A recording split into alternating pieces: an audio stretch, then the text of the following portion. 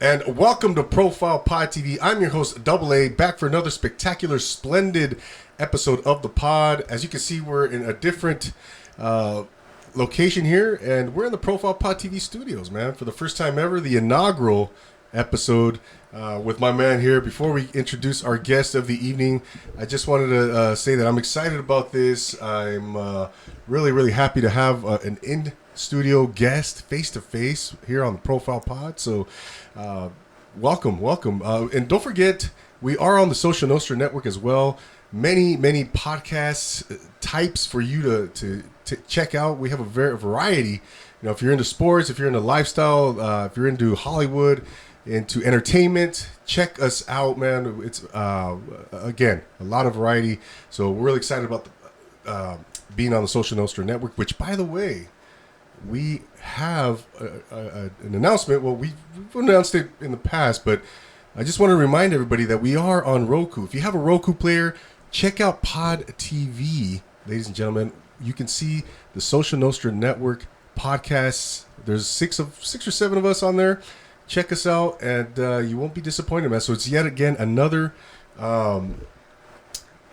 platform for you to check us out on it. So if you're an aspiring guest and you want to be on a podcast that's exciting, that's going to get you a significant amount of exposure. Maybe you have a song that you want to promote. Maybe you have a short film. Maybe you're a small business. Maybe you're another podcaster. Check us out. You will get significant exposure. So hit me up in the DM if you want to be on Profile Pod and appear on Pod TV, as well as IGTV and YouTube. So, with that being said, let's bring it, the man of the hour. He's come all the way from the 818. He is doing a lot of big things with his platform. It's I had the pleasure of being on his podcast about a couple months ago, and that was a lot of fun because I was in studio, and I happened to be his first guest coming back from COVID. So that was really exciting to do that. So, ladies and gentlemen, without further ado, please welcome my guest from Valley Views Radio Olin, Mr. Hector Perez-Roman. How are you, brother? Yes. Well, first of all, thank you, Double A. Thank you for that introduction. Thank you for, just having me here. I'm doing great, especially now that I'm here with you in studio, Profile Pod here, just feel really excited and blessed. I also feel really full for so many reasons. One, because we're sharing this space together, but also because we just had some bomb enchiladas. Come on now, with the shrimp in the enchiladas. Never had that before. I feel like I ate a little piece of heaven right now, right here, Oh, no, yeah. Big shout out to the wifey, Samantha, my beautiful wife. She hooked it up, man. And she really did. I will make sure that she gets those compliments. And no, thank you, man. And yeah, it's exciting, man, to have you here because, like I just mentioned, we weren't too far away from my appearance on your platform, which I had a blast. By the way, nice hat, man. I like the hat. Thank you. Yeah, man. Yeah. No, and man, I'm seeing you doing your thing. You're doing a lot of things in the community. You're out doing spot interviews. You're recording very frequently, man. Give us a little snapshot and tell the people exactly what your platform is all about, man. Yeah. So our platform's called Valley Views SFV, and the things that we do. First of all, we are a 100% community radio, so we are public radio. We're FCC approved. We are on our call letters are KROJ, and we are here in the San Fernando Valley. We broadcast out of our antennas are out in Panorama City, we broadcast over the airwaves in the San Fernando Valley over the 101.5 FM frequency, but of course we also archive all of our shows, so we do convert those into podcasts as well. We're just really trying to Valley Views itself, just like KROJ. We're just really trying to uplift stories of individuals, organizations, people, movements that really have a positive impact in the San Fernando Valley and beyond, because there's a lot of connections to the Valley, even folks that might not live in the Valley. I'm just really blessed to be able to have that platform and really grow it intentionally with others, and being able to, highlight like people like you, Double A, and, so many other folks over the last past about almost, not quite 2 years, but almost. I started back in December of 2019. Wow, that's impressive, man. You've only been at it, like you said, not even 2 years yet, and you've come a long way, man. Do you feel that way? Like, if you look back at your starting point to this moment, you know, how is that contrast? Describe how you feel about that contrast. Yeah. I mean, it's definitely been a growth, you know, and learning experience. It's been a big curve at times, you know, a learning curve to overcome. And I mean, I'm still learning every day, right? Like new things and new ways of innovating. But yeah, there's definitely from day one in the studio, right? When you press that button and you go live, you know, at that point, it's like you're live on air. So there is no, you know, repeat because, you know, life's a little different. And so in that sense, just learning how to not only speak on radio, which is very different than, you know, other types of platforms, but also more importantly than that, really actively listening to the guests. And so it's just been a trip, right, to be able to get that good dynamic going. And so, of course, the first couple of times, I was probably just as nervous as the guests I was bringing in, right? Except I was pretending like I knew what I was doing, but I was like, actually, I don't. I'm just pressing buttons and talking, you know? You know, so I remember those couple days, couple episodes like that versus now when I come into the studio, I already have this vision and mission for like that day that I prep. And, you know, it's a little clockwork, but also still being innovative. And, you know, now it's interesting to see the guests come in and I could see a little bit of myself in them as far as like that nervousness, but also like, oh, cool, we're in a radio studio, you know? But I think that's what keeps me going too, though. It's like seeing that excitement from them when they come in now that, you know, we're having guests back in the studio. But yeah, it's been a big growth, man. I mean, it's been a trip, like from, like I said, that day one to now. And also our equipment has changed. We've kind of improved a couple things here and there. So even just that, having, you know, headphones that are working well properly, from mics that work well. And so, yeah, it's just really beautiful to see that growth, not just for myself, the show, but also just for KROJ too. Yeah, no doubt, man. It's cool to look back and see. I mean, it's personally, man, I'm like, when I look back, and I'm not trying to put myself on I'm this expert now, you know, because I'm learning every day, honing my craft every day, you know. It's kind of, but even looking back 3 to 6 months now, man, I'm like, right? I think we talked about it on your seriously. Episode. Yeah, it's just like, wow, man, it's almost like embarrassing, you know, like for myself, you know. It's just like, wow, I've come a long way, and it's crazy, you know. What about I wanted to ask you, man, because you do a lot of interviews, man. Right. So, but now the tables are turned, right? Yeah, this is a trip, by the way. This is a trip. How many times have you been a guest now? And also, how do you find the dynamic, you know, different? What's different for you as being the guest as opposed to the interviewer? Yeah. Definitely different. I mean, I've had, I believe I've interviewed over like, 225 individuals. I've had 76 actually episodes that I just wrapped up this past week. And so, yeah, like being on this side and, you know, just it's different because one, I don't have to ask the questions. I'm just like waiting for you, you know, I'm just waiting for you and going along the ride, which is awesome. So in that sense, it feels really good. But also, it's definitely like a skill, right? It's like a different skill, different tool set, if you will, when it comes to like how you speak versus that active listening. And so for here, I just knew I was going to come and have a really dope conversation with you. I'm just here on the ride with you to like take it wherever you want to go. And so there wasn't too much prep because I'm just like, Double A is just going to go ahead and like do this. And I'm just going to, follow your lead. So in that sense, that's the big difference that, you know, I'm not having to prep, you know, and, it just feels good though to be on the other side because I think it's also important to like see other folks in action like this, like yourself. And, you know, obviously I follow, you as well. And like we talked before, right? Like I try to learn from everybody, including you. So it's kind of nice to see you here in action, you know, as well, you know? There's so many things going at play right here right now, right? Man, it's again, you hit it on the head, you know, because I've been on your platform, you interviewed me, and now here the tables have turned literally. And it's just a lot of fun, man. It's a growing process, man. It's a never-ending growth process, right? And I have to continue to remind myself to to really, do that professional development, man. To watch other podcasts, interviewers, yourself included. I like to go back and look at like Johnny Carson, Ed Cavett, Howard Stern, guys like that, man. Who are doing it on super grand scales. That's kind of, are you the same? Yeah, it's funny that you mentioned that because just a couple of days ago, and I do this a lot, but I was watching Hugh Hauser because, I was even looking at his mic placement because, if you guys go and, check out our stuff on Valley Views SFV, when I do a lot of these on-the-spot interviews, I like to do it kind of like that old school way where, I still have like my mic in hand and like talk to folks like that. One, because, it's really good like to pick up that audio. Yeah. But I personally also like that nostalgic kind of way of like interviewing folks and interacting with them in that sense.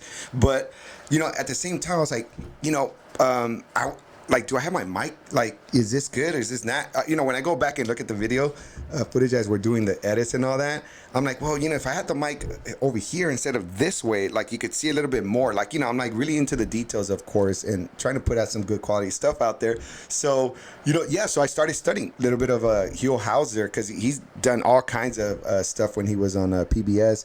And so I was just looking at even little things from like how he asks questions to how he interacts to even just a simple thing that seems simple, but then it just kind of comes natural after a while how to do it.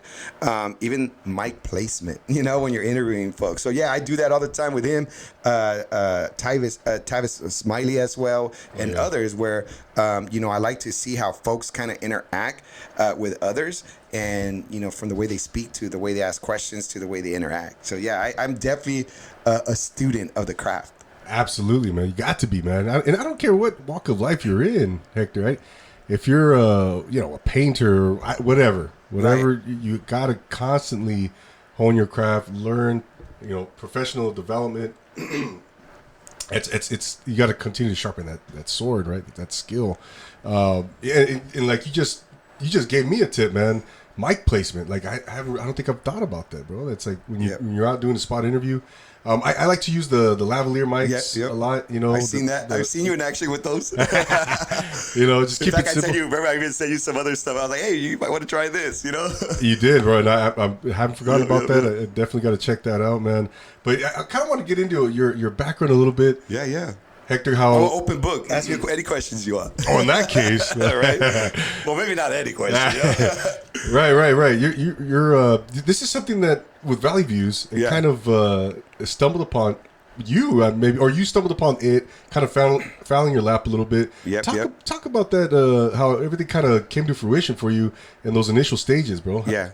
I mean, definitely one thing that, if for those folks that know me, even prior to this, Valley Views, I'm definitely a social butterfly.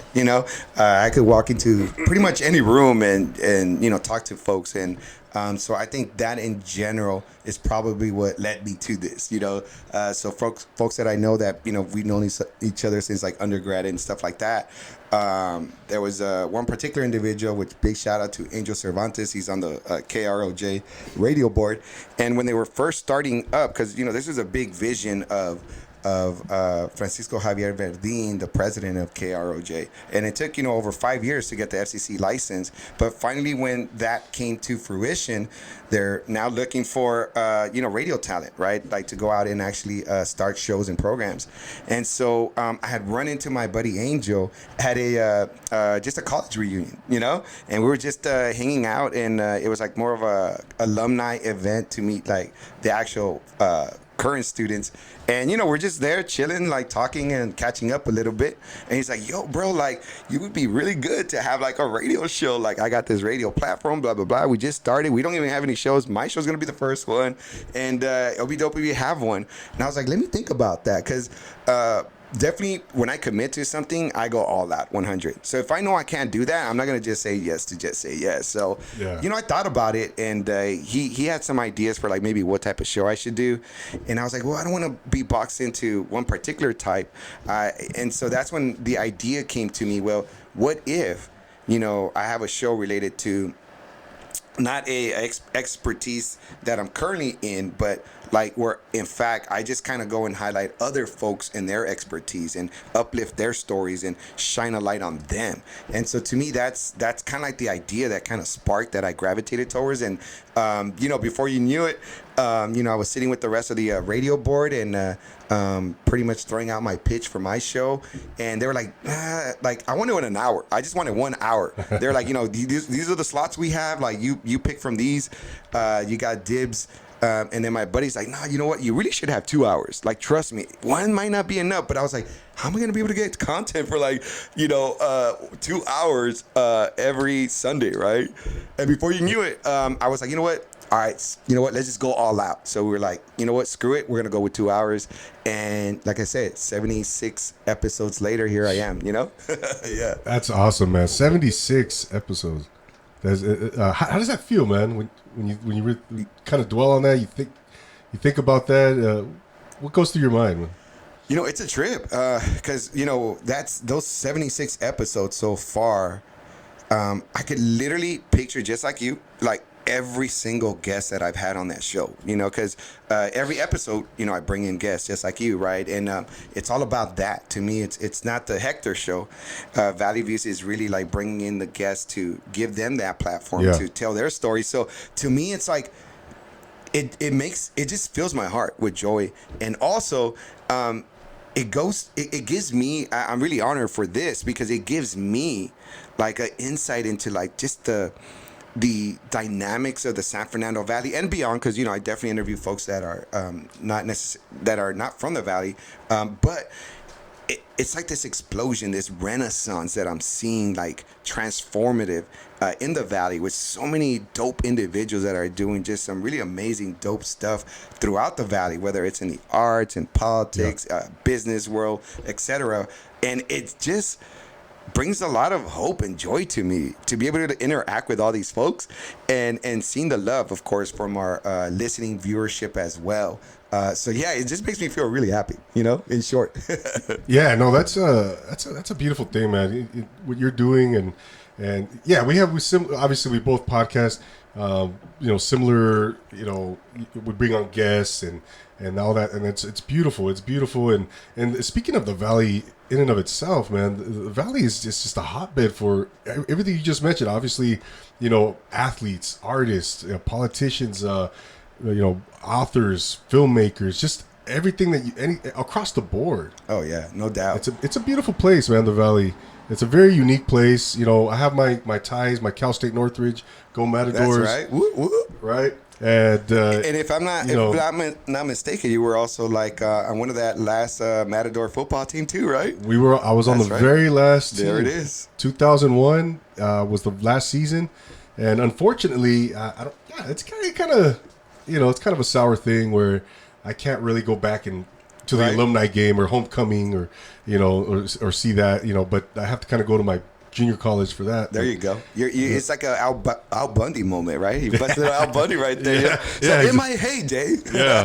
Back in when 2001. I was right. Yeah, no doubt, man, no doubt. And but again, and I've collaborated with many folks from the Valley, man, and and I can go on. The list goes on, including yourself, obviously, and then some future collaborations that are coming up here, and with some individuals. But yeah, man, talk a little bit about. So going back to what we're saying about how the initial stages, everything came about for Valley Views. You were nervous your first couple episodes, and then. Now you're just like a pro now, man. You're an expert now, man. Man, yeah. I wouldn't say that, but I'm definitely, like I said, I'm just, every time I come into that studio, I definitely have this vision of what I want to do, and it definitely, and it's great to hear that from others. Because I'm all about uplifting others, but I get messages from folks that really resonate with the things that I'm doing, and it's not just me. We got different folks, including someone behind the scenes right here, as well. So I'm just trying to build a crew, right? What I'm calling the Valley Views crew, and so yeah, it just feels really good to be able to use some gifts and talents that I have. and put them to this use of a platform that helps others out. And so that's really what it's all about for me. And so it's pretty dope. I get to do this on Sundays. I set my own schedule as far as that, like scheduling with guests. And it's great to, have so many folks now reaching out, right, and wanting to be on our platform as well. And it's constantly evolving.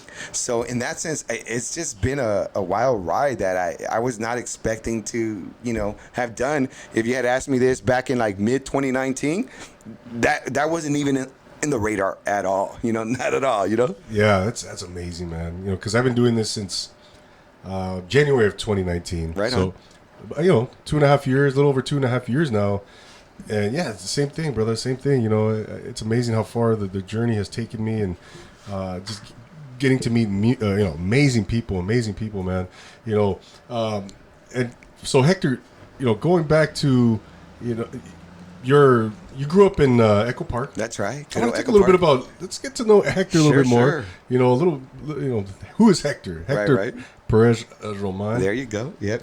Well, I got to tell you, it's a trip because I always love to tell this story too because it's part of my own journey, right? But my parents had actually right before I was born. I'm taking it way back now. Okay, profile double A here. But hey, might as well, right? We're profiling it here. That's right. But it was a trip because my parents ended up they were gonna get a job out in. They had this contract for a job out in Alaska, and so. I ended up going down to Mexico and being raised out there by my grandmother, Which part of Mexico? Tepic, Nayarit, right on the west coast there. Beautiful beaches, jungles, amazing food, and, one of the most amazing people you'll find, on the planet. But no bias there, right? But I was pretty much born and raised down there for about 4 years. And when I was about 3.5, it's when I say like I finally met my parents, so they were out there for a little longer than they expected, but it kind of worked out. And so anyway, eventually, they went from Alaska to Washington, Oregon, California, and then we finally, settled out in Echo Park. Okay. And so it was a trip. I love Echo Park. We grew up in this beautiful, small little street there that had a bunch of old Victorian homes, and a lot of like historical homes and things of that sort. And it was just a trippy neighborhood that had a variety of folks, from recent immigrants to folks that had been there forever to like, we had Filipinos in the house, we had Chinese, it was just a beautiful mix of so many folks. So for me, being raised out there in Mexico, coming to this place was exciting, because there was so much different things that I had never experienced before like that. So I love Echo Park. Echo Park still has like this big heart, that just kind of, my heart always gravitates towards Echo Park, But yeah, I grew up out there and, did all my schooling out there, graduated from Belmont High School, class of 96. Woo, let's go. That's right. Set nose, And it was just had a really good time. In fact, some of my best buddies are from Echo Park. In fact, we just celebrated someone's wedding, who was a high school buddy as well. So yeah, it's always been Echo Park in many ways has been all about the friends and family. It's just like one big like community of family, So it was dope. And then after that, moved out to Eagle Rock, and eventually, little by little, made my way out to the Valley. My wife was born and raised out there, and eventually that's where I went. And at first the Valley was definitely not like the place I thought I would end up at, right? Because I was like so used to that hustle and bustle, and now I go to the Valley, and I'm not used to like hearing like noises I'm used to hearing noises at night. Now I go to the Valley, and it's like there's no noises. Yeah. Everything's quiet. Like my street, no one really parks down my street. So I'm like, whoa, like this is bizarre. This is weird. I want some noises at night, Yeah. So it took a little while to get used to the Valley, and now I love the Valley, Yeah. I mean, my show's called Valley Views now. Come on now, baby, No doubt, man. No doubt. In the Valley, that's the cool, interesting part about the Valley, right? Because you have that suburban flavor, right? suburban setting, and then you do have like industry. Oh yeah. You'll have some urban areas. Oh, right? big time. It's an interesting place, man. That's why I've always been fascinated with the valley, man, because of that. Because the landscape. Yep. The landscape is so unique. Coming from myself coming from Inland Empire. I see a lot of similarities. When I was going to Cal State Northridge, CSUN, I noticed that. I noticed that. Oh wow, this is suburban here, quiet. Tree lined street, and then and then you have your high rises, and you got Woodland Hills. You got all these different industry, but yeah, man, it's an interesting thing, man.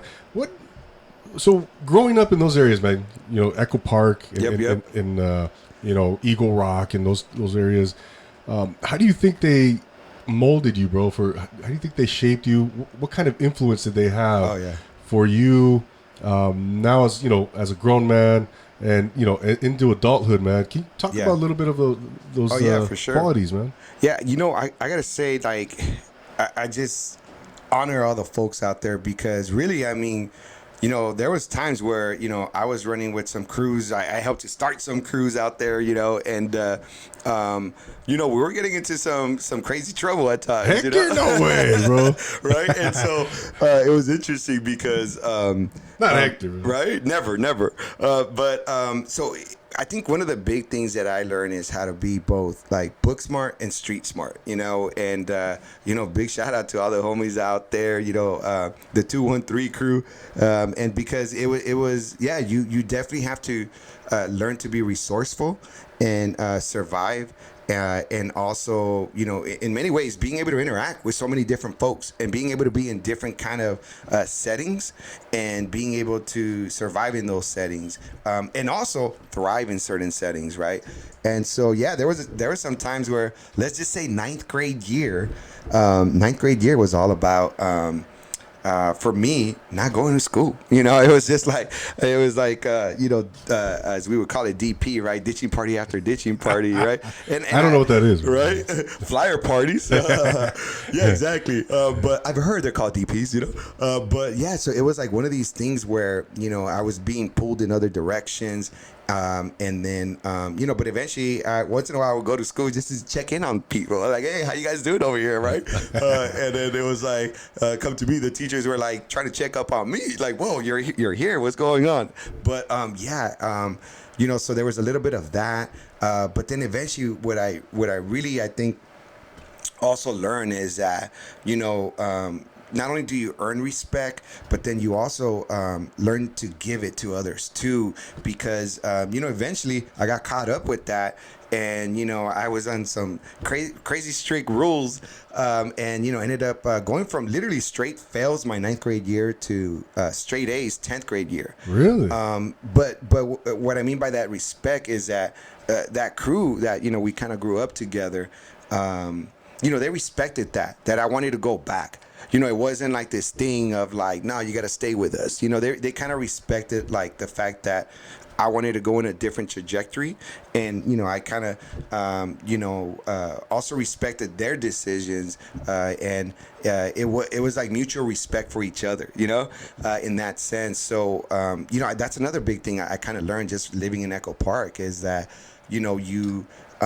there's still ways to support each other, even though our journeys and our paths sometimes end up kind of really you get these forks in the road, right? And you end up going in and splitting up in different directions, and it's really nice now as an adult to be able to hook up and link up with some of my old homies like that, because now we're grown, right? And we kind of have different perspectives in life, and so in that sense, we kind of appreciate those moments, and we're actually glad that we're here, right? We're here together, being able to reflect back on those moments back then, right?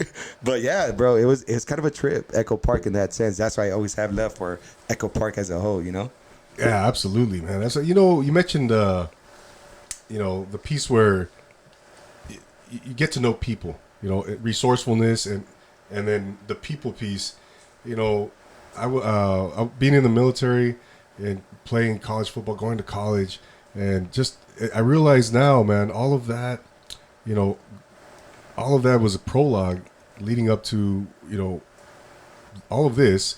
And now I feel like it was an education. It was an education. Getting to know people, man. Word. You know, knowing people, and I think that's a very, very crucial skill, man. In doing this as a podcaster, you know, reading body language, nonverbals, you know, personalities, trying to mesh with and click with other personalities that you probably normally wouldn't in everyday life, but you know, you could kind of adjust your personality, your demeanor to mesh with that other person's. Yep. You know what I mean? I don't know that. Do you find yourself kind of? Do you feel me in that way? Oh yeah. Oh, absolutely. It's kind of like you know, it's part chameleon, I would say, and you just become very adaptive, right, to the situations at hand, and you know, you got to be flexible, and so I think once you kind of could master some of those particular elements. You know, I feel like you could thrive in any type of environment, right? So yeah, it's just being able to read the room and redirect, and and also I think the other big thing is, you know, and I try to be as intentional as I can with this, but just kind of live in the moment. Like even right here, right now, like I'm really just soaking it all in, right? And it's not like this, like a process of like I just gotta go through these steps. But I think when you really just live in the moment and really appreciate like and be present, you know, for me anyway, it just becomes more natural to really be able to. Yeah, just be able to talk to folks and, like I said, like adapt and things of that sort, you know? But yeah, then you're just chilling. Like you feel like, in that sense, like a chameleon, because you can just be anywhere and you chill, like, because you can be part of that space, you know? Oh, man, you know, I'm laughing. Hopefully I'm not being a chameleon here and like blending in with the Profile Pod TV over here, you know? Like, woo! You can't see it, bro. Right? It's funny you saying that word chameleon, man, because when I was in the Navy, I used to hang out with everyone. You know, I'd hang out with the, you know, the Latinos, you know, the black guys, the white guys, everybody, like the Filipino guys, different cliques, you know, different crowds, different groups. And then the people that I would work with, you know, in the work center, the people I'd work with directly, they tell me, man, you're like a social chameleon. They would tell me that. And then fast forward a whole different life, right? When I was in college and playing on football, same thing, man. I'd hang out with all the different guys and different, you know, cultures, ethnicities on the team, and people would call me, man, you're like a social chameleon, man. And that's a true story, man. True story. What a coincidence. It's just funny. It's just two chameleons here having fun. You know what I mean? That's all it is. You know? I know. Two chameleons. Now we're both gonna just fade out right here, blend in. You know what I mean? Everyone's gonna be like, "Hey, what happened to them?" You know? You're just gonna see two mics right here. That's it, and our voices are gonna be there. You know? That's right. That's right, man. Yeah, man. No, that's great, man. I think I think life is the greatest teacher. You know, experience is such a great teacher for wisdom and you know, getting to know people and all that good stuff, man. Were you an athlete back in the day? Did you play any sports? Yeah. Like Actually, I in high school actually I did play. There was a trip like my ninth grade year. When I was going, you know, I played football. I was a cornerback, you know, number 21. I thought you played lineman, bro. Yeah, you know. Well, you know what? In Echo Park at Belmont, probably, you know, it wasn't like a lot of us were that big, you know. And then I also played volleyball. I played baseball. And then just more for fun, played a little tennis as well. Oh, nice. And so, yeah, sports were always just like the thing. You know, I also coached, you know, I used to coach basketball at the high school level, at the JV and varsity level as well. So, yeah, you know, sports has always been one of these things, too, that you know, has helped like balance things out. And, you know, and I personally love playing, of course, like team sports more than individual sports. It was just a thing to do, you know, for all kinds of reasons, of course, but the social part. But, you know, I've always liked kind of being part of teams and, you know, contributing and then seeing what others have to give too, right, as well. And, yeah, so playing sports was always dope. I got to tell you, Quarantine has definitely kicked my butt when it comes to that, you know. So I got to get back on, you know, what I haven't done a lot that I really miss is getting back on that basketball court, you know. I miss that, you know. So, in fact, yeah, I used to have a group. We used to, you know, ball out a lot, and you know, we haven't been able to do that. So, you know, it's something that at some point, hopefully, looking forward to doing that again. You know, just balling out again. You know. Oh yeah, of course, man. Yeah, basketball, all that, you know, football. Yeah, that's great, man. You played corner. That's awesome, man. That's awesome. What about what were some early musical influences? Like what CDs did Hector have back in 96, 95? Who were you listening to? It wasn't just CDs. I had some cassettes too. In fact, check this out.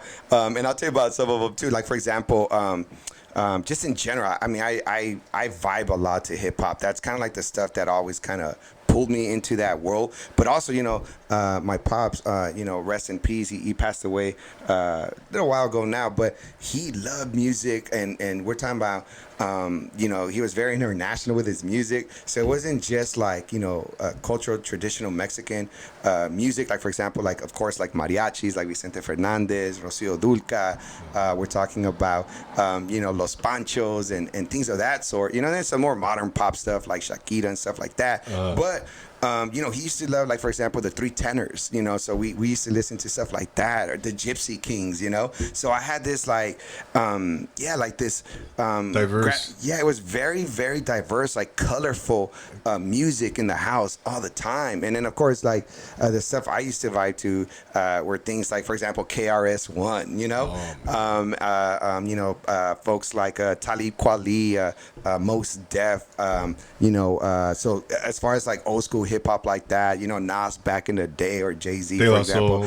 De La Soul, Hieroglyphics, you know, up from the Biggity Bay and stuff like that. Yeah. So, you know, so yeah, I've always kind of gravitated towards hip hop. So that's definitely something that we were always, me and, you know, the crews, you know, we would go to hip hop shows, and that was part of what we did too. You know, it's like have events, right, with underground hip hop and things of that sort too. So yeah, I was always into that. But yeah, music has always been a thing. You know, I didn't really play instruments. My dad used to play, you know, guitar and piano, and you know, I got into the saxophone a little bit myself. But you know, I always just kind of vibed, especially if it is hip hop. I mean, come on now, let's go, you know? Yeah. Oh man, we're speaking the same language, man. Right? Because you're class of '96, I'm class of '94. We were, that's our wheelhouse, man. Yeah, big time. '90s. Myself, it's like I love the '80s. Golden era right there of hip hop, you know. But '80s are also good stuff right there, you know. No, man, you know, I grew up with like Los Bukis. And my parents, you know, Jose, Luis Miguel. Oh yeah, dude, Los Bukis, I think, are making a comeback, huh? Yeah, like, they're performing this month. I think. That's right. At the, I want to say, the stadium down, that new stadium, the Bank of California Stadium. Or something. Okay, yeah, down in downtown LA area. Yeah, right by the Coliseum there. But yeah, man, you and I, we relate on so many levels, man. You know, and that's, I think, music growing up is, you know, one thing that was just part of life, man. You know, big time. And you know, Latinos, Mexicans, we love music. We love having a good time. We love our, you know, our movies or telenovelas and all that. Oh yeah. You know, we gotta have a little drama in us. Come on, you know, a little drama with sprinkles of love. You know, that's the spice of life right there. You know. Oh man, yeah, no doubt, man. What kind of movies do you like, man? Yeah, you know what? I when it comes to movies, I love just kind of you know, both like kind of like thrillers, but also I just like kind of like you know, B-rated movies, if you will. You know, like things like, for example, The Big Lebowski. You know, that was one of my favorites, classics right there. You know, you know, back in the day, of course, like any Freddy Krueger movie was freaking awesome. You know, but it's a trip how what do you call it? When I watch some of these horror movies now, I'm like, bro, those graphics weren't even all that, right? But at the time, I remember as a kid just like freaking out with little Freddy or Jason, you know? Yeah. So Chucky. Watched a lot of that, Chucky, of course, and you know, The Exorcist, you know? So I got into a lot of that, but you know, also I think just in general, you know, I just love watching like like documentaries of just like cultural stuff, right? So it was kind of a trip how I would go from like one genre to the other, like, you know, back to back. But I think The Big Lebowski still is one of my favorites. You know, it's just the Deuteronomy, the dude, you know? Yeah, exactly, with his White Russians and all. You know? I was just watching that a couple weeks ago. Yeah, it's a classic, man. Classic stuff, man. So yeah, Hector, as we kind of, you know, get to the home stretch here. Yep. What are some goals for Valley Views, man? What's next, man, for Valley Views? Where do you see? What's your vision? Maybe give us a little glimpse. You know, maybe your 6 month to a year, or and beyond, man. Yeah. Where do you see yourself? Where do you see Valley Views going? Wow. Well, thanks for that question. I mean, I think I really want Valley Views to grow to the point where it's not just me doing it. You know, and what I mean by that is, you know, I want other folks, you know, I want to really build a Valley Views crew that's actually, you know, when it's like doing on the spot interviews, it's not just me doing that. You know, let's get some other talent that, you know, has that vision and drive just the way I do, and being able to like do that. You know, you can't see him right now, but big shout out right here to Joel right here, who's, you know, filming and doing some other stuff right here for myself and really for Valley Views, right? And, you know, stuff like that, like build capacity. Because one of the things I've learned doing, you know, radio and podcasting in general is that there's a lot of aspects to the industry, if you will, right? From like social media, big shout out to, you know, I got 2 interns doing social media for Valley Views. So I want to continue to grow that. I want to grow the internship program to have more folks on there. And really, I want to have folks at times where it doesn't have to be me interviewing folks. You know, some Sundays it could be other folks stepping into that space. You know, still Valley Views will still be doing the same mission of, you know, uplifting other folks and shining a light on them. But, you know, I really would just love to continue to mentor others that want to get into this and be serious about it. And, you know, whatever skills I have that I could teach them, so that, you know what, they could even do it better than I can. So that's part of it. The other big part is being out in the community. Like, you know, we have some new remote broadcasting equipment, so really excited about that.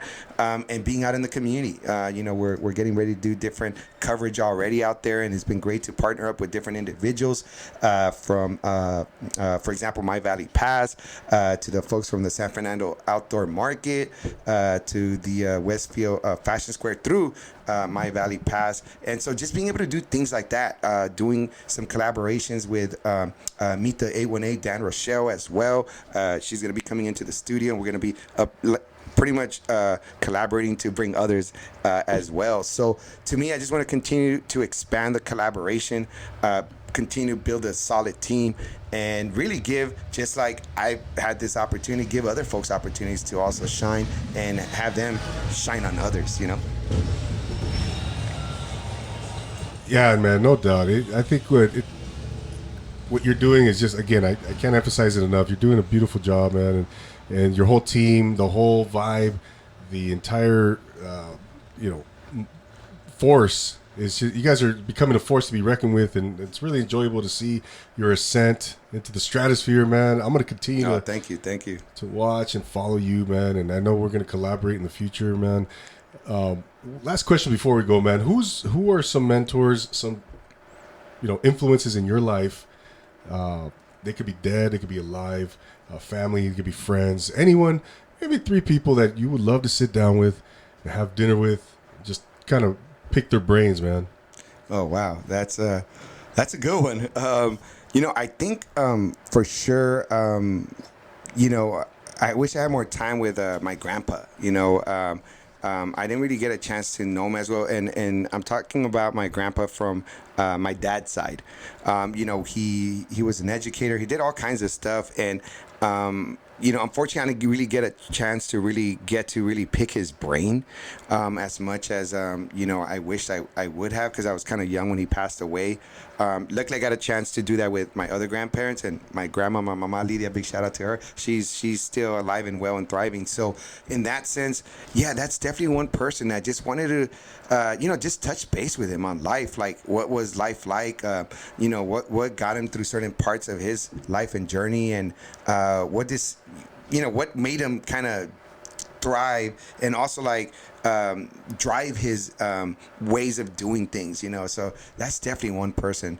Another person I think just in general, we're talking about like more like just like historical, if you will, you know. I think for me personally, like Cesar E. Chavez, you know, I think you know, he was a great organizer, person of the movement, right? He brought in Mexicans and Filipinos together here in California and other places, of course. And, you know, he really, you know, was inspired a lot by Mohandas Gandhi. So, you know, like just trying to get to know that person and that individual, both as a individual, family man, as a organizer, as a leader, as a motivator. I mean, he was a lot of things. You can't really box him into one thing. He was a creative, and more than anything, he was a collaborative. He collaborated with so many folks, you know, to spark that movement, of course, along with Dolores Huerta. And so, sure. But, you know, like, it would be great to like have a sit down with him, of course, you know. That would be just a lovely conversation. But more importantly, like, I could only imagine like how much I would be able to learn, you know, as well. Yeah. And, you know, if I had to go with one last and third person, Kobe Bryant. Oh. You know, R.I.P., you know, he passed away early in 2020. I get Kobe a lot, man. Yeah. You know, and I think, you know, to me, I really would want to, and, you know, I've seen a bunch of his interviews, you know, I've seen a bunch of like kind of after he kind of retired where he was already doing some of that. But that's the Kobe Bryant that I really would want to get to know better.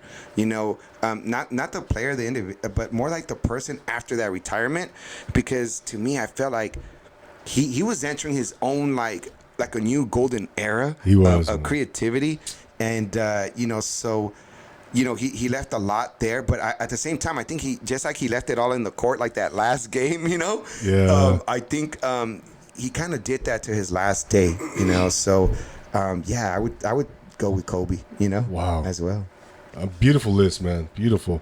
No, I love that question. I love that question because I get a lot of different answers, man. I get a lot of different answers, and it's just interesting to see who are some of those influences, those mentors that people look up to. You know, really brilliant people that such as yourself and my other guests, and you know, who do they look up to? It's kind of cool to see who do they kind of follow after, and who are they influenced by. So yeah, man, thank you for that list, man.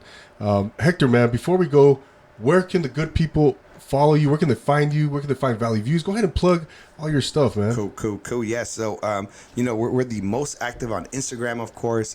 Follow us there. Valley Views SFV, as in San Fernando Valley. We're on SoundCloud. That's where we archive all of our podcasts, including double A's. And for that one, you can go to SoundCloud. There we're just Valley Views. And, you know, we're on Facebook at Valley Views SFV. We got our Twitter account, same thing, Valley Views SFV. We do have our Radio Olin .org, a website where you can find the rest of our programs when it comes to KROJ, and our KROJ platform is at Olin KROJ.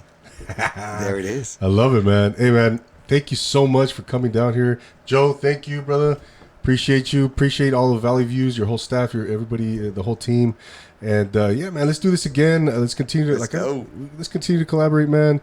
And you know, I can't thank you enough, man, for taking the time. So, ladies and gentlemen, go follow my man Hector Perez-Roman, Valley Views SFV, Radio Olin 101.5. There FM. It is. FM. He's doing big things in the community. This man right here is on his way up, and he's going to continue to do big things. So go check him out. Go check out Valley Views, and go follow him. Give him a follow. Thanks again, brother, for coming on. Oh, much love to you. Thank you. Appreciate it. Anytime, man. Anytime, brother. There you have it. Ladies and gentlemen. Hector Perez-Roman, Valley Views. I am your host, Double A. Don't forget to check us out on Profile Pod TV on the Social Nostra Network. Go to Roku. Check us out on Pod TV. Check us out on IGTV. Check us out all over social media. And don't forget, we're on Twitter. I'm on Clubhouse. Leave me a rate review on Apple Podcasts. Follow me on Instagram. There's more content coming, so you're not going to want to miss out. For Hector Perez-Roman, Valley Views SFV. For Joe in the back, thank you for being here, brother. Much appreciated. I'm Double A, your host of Profile Pod, reminding you to always take it easy. Peace. Thanks again, brother. Yeah. Woo.